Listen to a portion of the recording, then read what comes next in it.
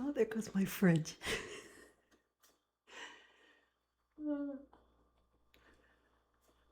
How you doing? Hey, everybody. It's hey, it was Joey's birthday yesterday. Matt LeBlanc turned 59 yesterday, so happy birthday to him. This is the yes, you're at the right place. I am Leslie Plazz, and that's Zazoo Plazz, and this is the Zazoo Plazz report for July 26, 2026. I'm in a kind of a goofy mood today, so bear with me. She's getting up. It's like 8:30 on Sunday. It never fails. Yeah, she'll be getting up, stomping around with her, taking her dog out. So yeah, the sun's coming in. It's bright. Ah. Anyway, uh, yeah. So, well, it's Leo season. It's almost we're heading into the time of Lionsgate, pre-Lionsgate. So all that solar energy is. All the Leos are out there. My grandfather was Leo, and my mom's father was Leo. His moon was in Leo, even though he was a Pisces. His moon was in Leo, so that was his. And then my dad's mom was Leona, even though she was an Aquarius. So I got Leo on both sides of my family, and I had um, my aunt, my dad's older sister was a Leo. His younger brother is a Leo, and one of my cousins on my dad's side is also a Leo. So, but none on the other side of the family. Um, so yeah, we've got some Leos in the family. It's a time. I think Leo rules the heart. So I wore my heart shirt today.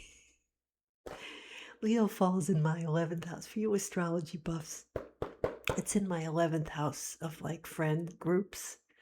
You know, uh, I don't have any planets there, but that's whenever I've been with like groups of friends, I tend to take the lead somehow, or I'm not one of those people who likes when I'm in a group, I don't like to follow. I don't follow. I'm not in any groups. I don't want to have any groups. I don't want to be responsible for groups of people because I lose myself. When I get into a group, I lose myself. So I have to have my own thing. I have to be the leader of my own, cause or my own, community. If I'm going to have a community, I've got to be in charge. I can't be in somebody else's community. What was that quote? Uh, was it W.C. Fields? Somebody, I'll look it up. Said he, or was it Groucho Marx? Said he wouldn't be in a group that would have in any group that would have him as a member. That's kind of the way I look at it. So anyway, yes, Suns and Leo. There's like a basket formation between Leo. Let's see, uh, let's see, Uranus, Leo, all the way from Aries. Oh yeah, Pluto to Leo. Pluto and Aquarius, all the way up to Leo. It's like a basket. 4 degrees, 3 to 4 degrees between the sun and Jupiter. Let's see. No, the sun is conjunct Jupiter. That's the other thing that's going on. And then it's opposite Pluto at 4 degrees of Aquarius. So there's that opposition going on. And then Uranus is at 4 degrees of Gemini. And Neptune is in Aries, 4 degrees. And then Saturn is getting ready to go retrograde in Aries at 14 degrees. So that's interesting. I think that's where I have my Eris. Yeah. That wild child. Yeah. So, yeah, that's interesting. So, that's it for the astrology. It's the sun is sextile my ascendant. That's interesting. And Venus at 18 degrees of Virgo is conjunct my Pluto and Uranus conjunction. So I got Venus on top of my Pluto and my natal Pluto and Uranus, opposite my Saturn. That's interesting. Yeah. But, Venus moves pretty quickly, so that's not going to last too long. But uh, yeah, so that's my little astrological aside. And I have show and tell that my son, my oldest son, I'm so proud of him. He went to Mexico, about a month ago, and he had left some gifts. He didn't get a chance because he was moving into his new place. He's in New Jersey, and so he came back last weekend, and he's like, "Mom, you gonna be around Sunday?" So he came over. Oh, that's right. If you watched the Zazoo Plazz report last week, I said he was coming over, and so he came over. And he brought me this little bag, so cute. And his girlfriend went with him and to Mexico. They went to Mexico City, and she always helps him pick out nice gifts for me. But he's got good taste, on his own. But look at this. He got me a little, because he knows my birthday is on Dia de los Muertos, which is big holiday in Mexico. It's All Souls Day, November 2nd. So he knows I have a thing for sugar skulls, and all that, because they paint their faces. If you know anything about the Day of the Dead celebration, that's when uh, they think that their relatives, Mexicans, they celebrate their relatives come to visit, and they put out a feast. They make little altars, and they put out food, and they believe, and that's the time of year after Halloween, on Halloween, when the veil is very thin, right? So that's when souls are more likely to come back and visit. So so cute. Look at um, yeah, it's got an AC/DC vibe. I don't know why I'm into AC/DC today. Because in 1980, July 25th, they released Back in Black, the album. So I did a song from that on my Facebook page. And I got another one from a different album for today. But look at this little kitty. He's got this little kitty. He's got like the sugar skull face. Is he cute? Put him right there.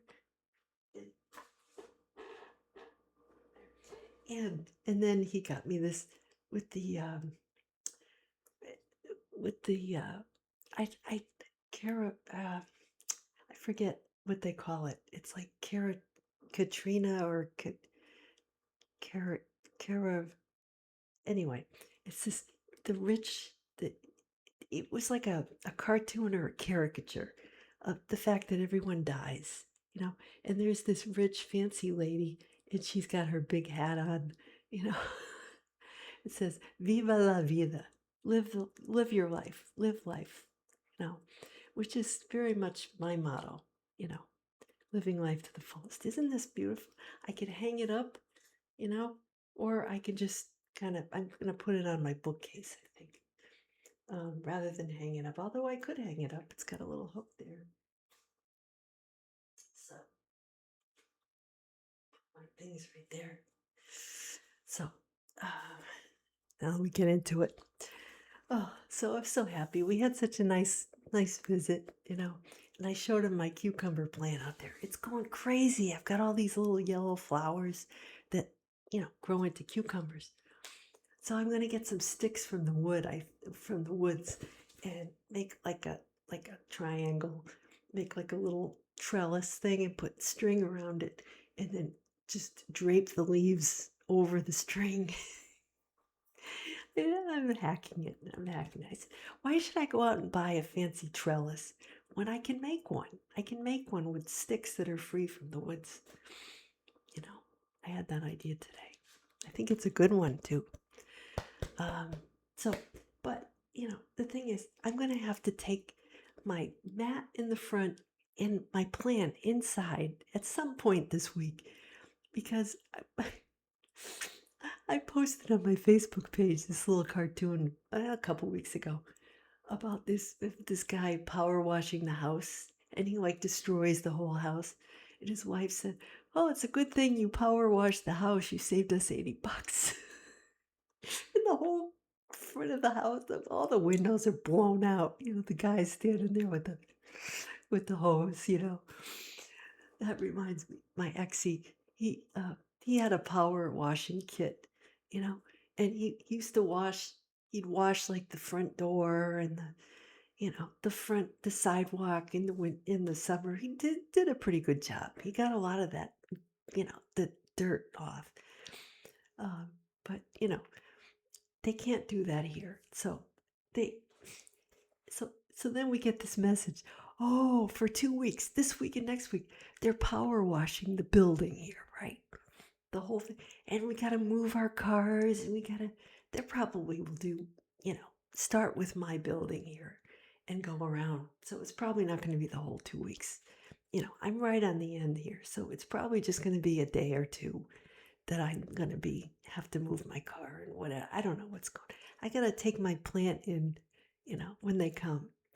So I got to, but they don't tell you they don't tell you when they're coming or anything. They just said, oh, yeah, they get everybody all worked up and, and then you don't know what's going on. Anyway, some of the office staff here, not, sometimes she's a nice lady, but she's a boomer. She's not so good with the computer. She'll send the same damn message out 3 times. And I'm looking and it's like exactly the same message. Maybe she formatted it a little differently or something. But I swear, she sends the same damn thing out like 3 times. Like 2 days in a row. I'm like,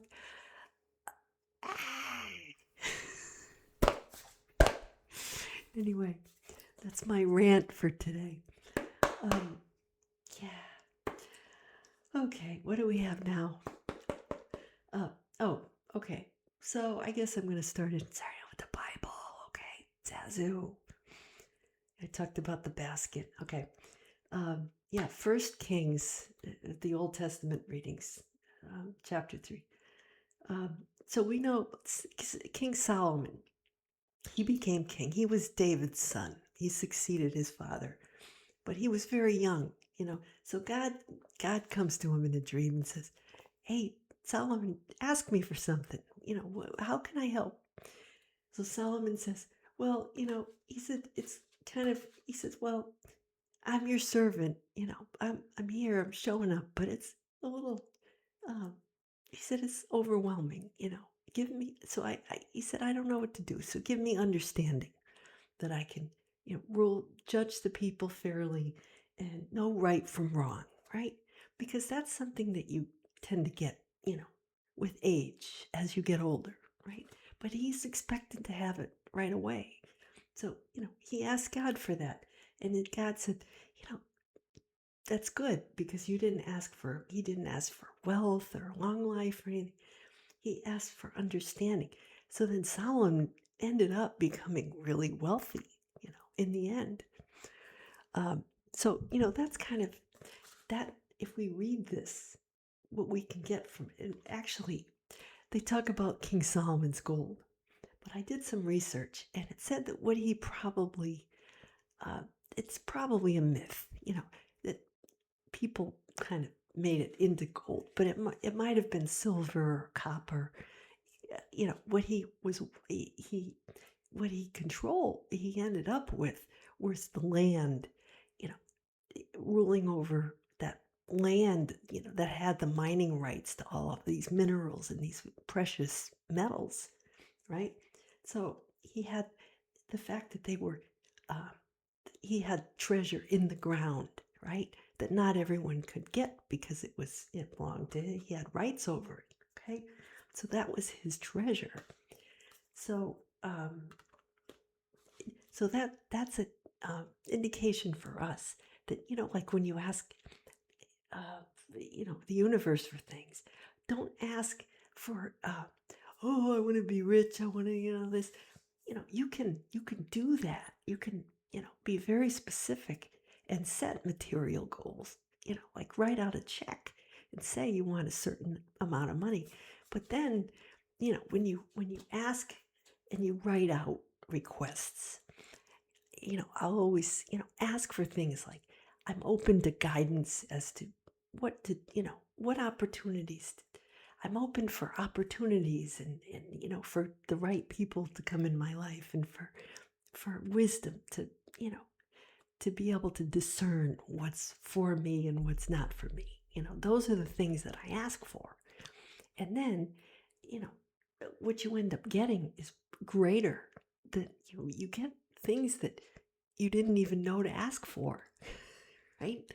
When you open yourself up and you say, okay, God, use me as you will. And, and then you get rewarded in ways that you can't even, you couldn't even ask for it because you didn't know such things existed, right? So rather than limit yourself, open yourself up to, whatever, receiving whatever, and then be ready for it by getting rid of all the stuff, that doesn't have to do with that main thing that you're, here to do, which you will know, because you ask for understanding. You'll know what that is, right? It's a spiritual truth. So, yeah. So then the Psalm says, Lord, I love your commands, which is good. So in other words, rather than try to, exert control over everything, right?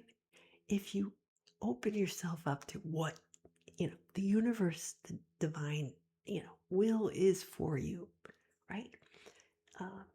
Then, you know, you can ask for God to be compassionate with you and to be kind and understanding as you're with you, as you're, getting up to speed. And so it says, every false way I hate. In your precepts, I go forward. Yeah. His words and God's words give understanding to the simple. I love that. Yeah. So it's not. In other words, we're not talking like, being sophisticated in the ways of the world here. What we're talking about is getting down to the basics. What do you value? What is important to you, right? It's not going to be the same for everybody, right? Because we're all different, and that's the point. We all have a different purpose, and we're all created differently. So you can't go and look at this follower or that follower and say, I want to be, like that, and copy and paste, right? Because that's not going to do you any good. God made you special. God didn't make you like that one and that one and that one. What's the point? How boring would that be, right? I don't know. So, and then, okay, the Romans, Paul to the Romans. It says, we know all things work for good for those who love God, right? So, in other words, if you're on that path, if you're on that spiritual path where you're trying to become, you're trying to find the truth, what the truth is for you, our souls, God picked us out a long time ago, right? Our souls were predestined and called, and then justified. In other words, in what we do, right? It's all, he's got our back, basically. If we're doing God's will for us, we don't have to worry if we're doing the right thing, because we know, he'll stand up for us, right? We're justified in doing, what we're called to do, because it's part of his grand plan. See? And everybody's got a different part to play in the grand scheme of things, right? It's so and then we're glorified, it says. So Jesus was the first of his many brothers and sisters. We're his brothers and sisters, right? He was the first one, the firstborn. And we're, I was thinking about my cousins, and I guess I was connecting to this thought that, I said, gee, I'm the youngest cousin on my mom's side. I'm the middle on my dad's side. And I'm also the firstborn in my family. I'm the only child, but I'm the firstborn.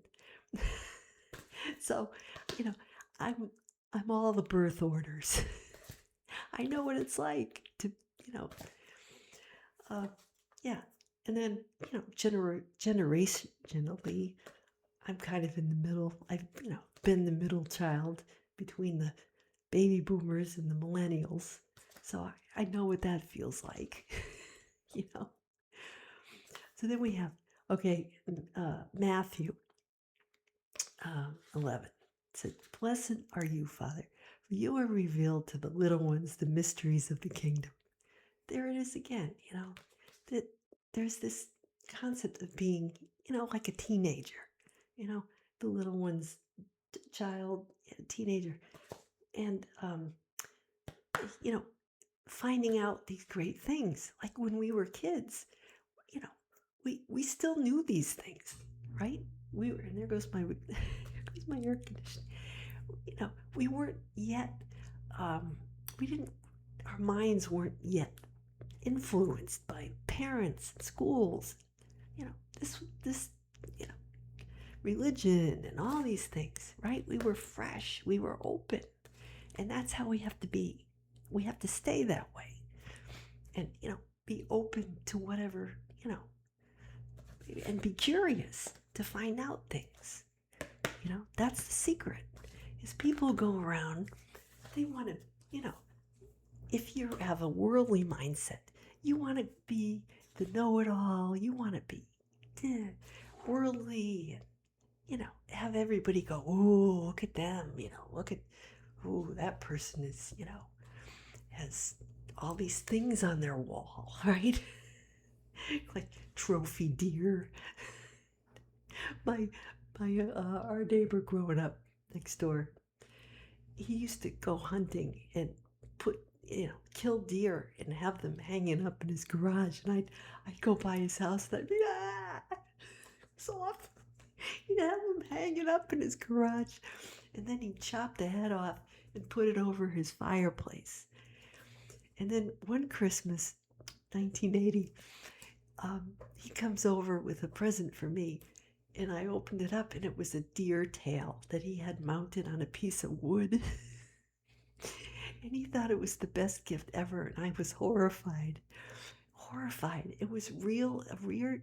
It was a rear deer, a deer rear. It was a white tail from a white-tailed deer.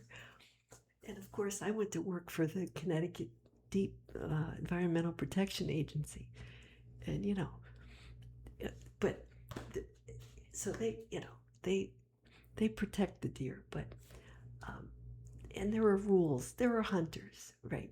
We also issued hunting licenses to deer hunters, because there are a lot of deer and they need to be,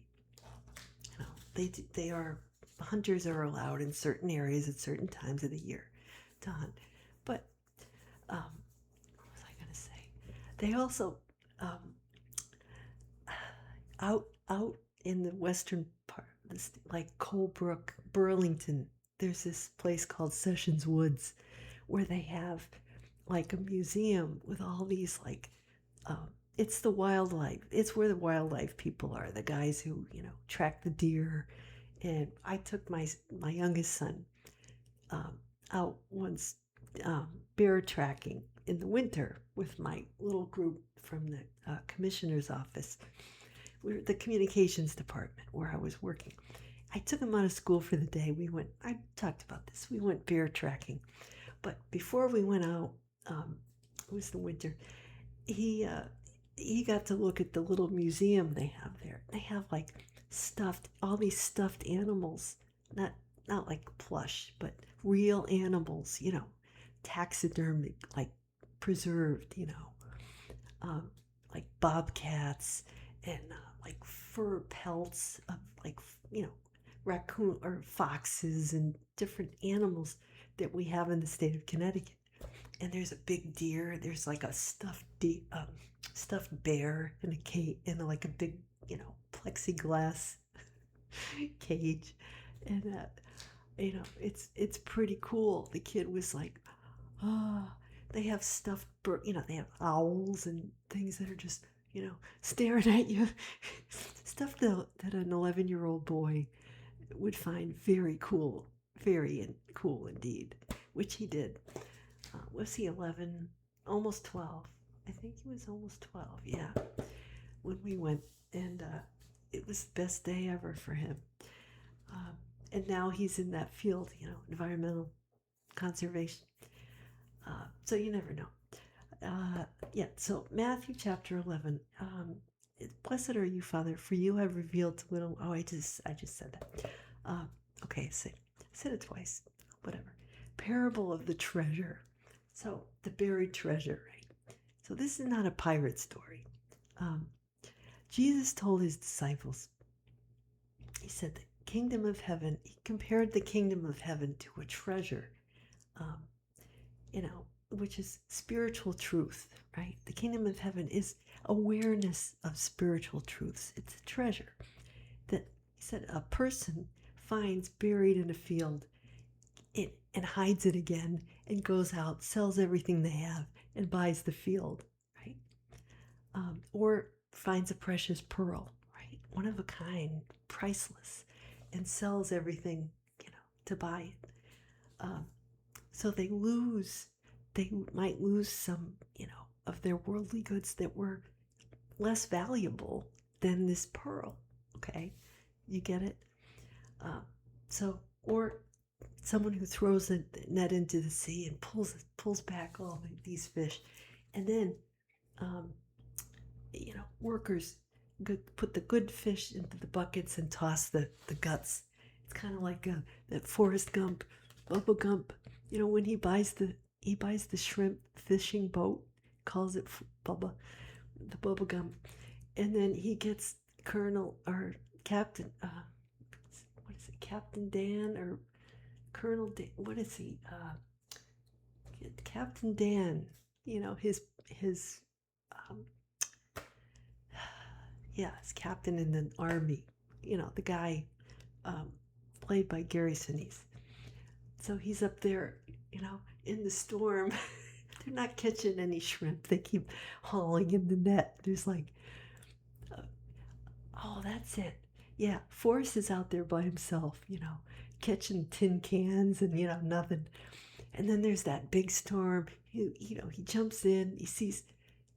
He goes to meet Lieutenant Dan or whatever it is. And then, Captain Dan's up there on the in the storm, yelling at God.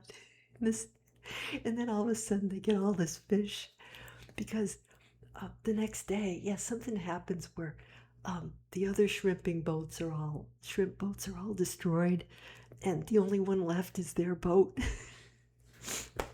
So, then they make all this money, then they sell the company, and they're on Fortune magazine, right?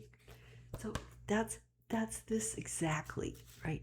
Forrest takes his money that he got from, whatever, and he puts everything into this bubblegum shrimp company, which in turn leads him to make money, and then he buys like Apple stock or whatever, and then he makes more money, you know. But because his treasure, though, was that his friend Bubba, who I guess, he died during the Vietnam War, but that was his treasure, right? Bubba gave him all those recipes and things, right? And so that led to another treasure, which led to another treasure. And, so then he ended up, Forrest Gump ends up being fabulously wealthy. But because his heart was in the right place, he wasn't that smart in the ways of the world, but he So he was simple, see? But he had common sense. And the fact that he wasn't so sophisticated was the reason why he had such a great life. You see? So that's the kind of simplicity we're talking about. Um, that innocence of heart, the purity of heart, right? Um, yeah. So so they say it's going to be the same at the end of the age, where the angels are going to, sort the fish. um, it says every scribe for the kingdom of heaven is like the head of a household who brings from the storeroom the old and the new. Right? So, in other words, um, I think what this means is, if you're out there, communicating and studying God's words, studying, alert to the truth, uh, you're going to bring out, uh, like the old wisdom and the new, right? The and it and it's all going to be relevant and useful. And people who are waking up to, this truth will see it. They'll see the value of the words presented to them. They'll all hear something different, but it will be what you need to hear. So, yeah. So anyway, the song. Oh, whereas those who are still sort of sleeping, they're not going to see it. They won't see the treasure, right? Because they're looking in the wrong places. They're looking at in the world for, you know, the, uh, for power, for wealth, for those things that are fleeting, that are not going to last, right? The superficial things, right? Those people are not going to, they're not going to recognize the real treasure, right? So, yeah, the song is, like I said, AC/DC. I picked one called Who Made Who, just because see, this was the lead single for their 1986 album of the same name, Who Made Who, which was a compilation. It was one of 3 new songs that went on this album, which was, some old songs and some new, the old and the new. And it was a soundtrack to Stephen King's sci-fi movie, Maximum Overdrive. And this song got to number 3 on the US album Rock Tracks. And it has not been performed live since 1994. Interesting. And the video has like Angus Young lookalikes, right? So like clones. These were fans and contest winners who dressed up like him with his red guitar. He's the guy with the shorts. He's the lead guitarist. The guy with the little shorts. He's dressed like a schoolboy. Yeah, perfect. They're Australian band. So I picked it because, like I was talking about, God making us unique, right? And here you have the video with all these clones, right? So that's fake, right? Obviously, science can produce these things, but God doesn't do that. God breaks the mold when He makes us, and He doesn't make trash, right? He doesn't make throw away, stuff. He makes with people with a purpose. It's just up to us to figure it out, though. He doesn't. We can ask for clues, but otherwise we're just stumbling around out there. Yeah, trying to be like everybody else. Why would we want to copy someone else to make a quick buck when we can have eternal life being our true self? You don't have to die to reap the rewards. You can enjoy them while you're still here. Yeah. So I'm gonna go have my paleo hot chocolate. I'm starving. And then I gotta go out with my cashew rice butter cake, whatever. Oh, good. I will go for a walk, maybe. See if I have enough energy left to put in my grocery order. Otherwise, I'll have to do it for tomorrow. Maybe go to the store and get a few things to tide me over. Maybe I can make some of those little individual pizzas, because I have some leftover feta cheese and roasted red peppers and spinach. Maybe I can throw something together with some pizza sauce. I don't know. Just a thought. So, yeah.